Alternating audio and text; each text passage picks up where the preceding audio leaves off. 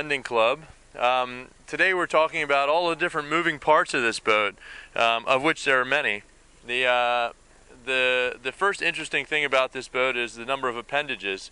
You know, between the 3 rudders, 1 central daggerboard, and 2 foils, we've got a whole lot of things going on. Nothing special about the rudders and the floats, except for that they came off of a BMW Oracle trimaran.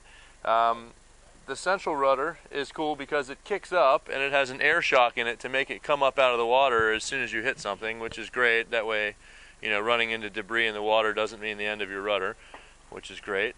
The central daggerboard acts a bit like a daggerboard on a dinghy. They, you know, upwind you have it all the way down, and then as soon as you start reaching, you pull it up a little, but you always need to keep some of it down in order to make the boat track straight and you know, bite into the wind.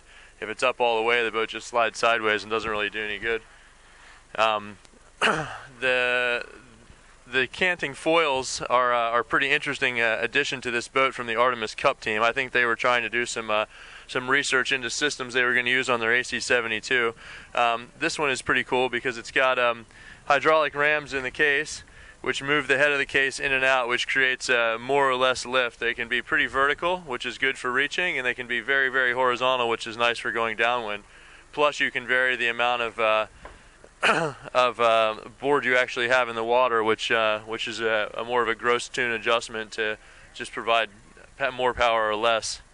The last interesting thing, I think people have been talking about this a little bit in the last couple of days, is the canting mast. You know, most multi-hulls have a mast which can rotate on its ball, which presents the leading edge of the mast to the wind and everything.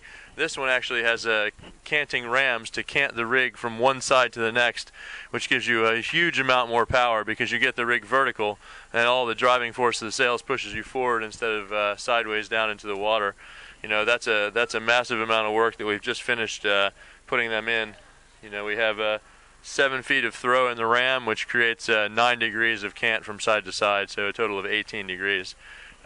We're expecting to get about 3 knots upwind out of that. So, you know, these multi-hulls, they look pretty simple, and for the most part they are, but they have a lot of adjustability and a lot of ways to shift gears, which is a fairly important thing. You know, you can sail around at 80% all day, and then if you get everything right, the boat just lights up, and you're a couple knots faster, and you're that much closer to the record.